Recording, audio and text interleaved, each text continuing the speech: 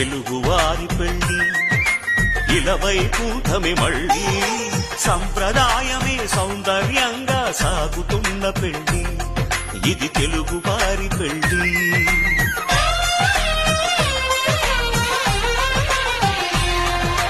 తెలుగువారి పెళ్లి ఇలవైకుంఠమే మళ్ళీ సంప్రదాయమే సౌందర్యంగా సాగుతున్న పెళ్లి ఇది తెలుగువారి పెళ్లి.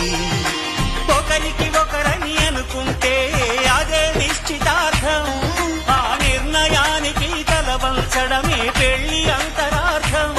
శతమానం భవతి అంటుంది శ్రావణ మాసం, శ్రావణ మాసం, శ్రావణ మాసం. తెలుగువారి పెళ్లి ఇలవైకుంఠమే మళ్ళీ సంప్రదాయమే సౌందర్యంగా సాగు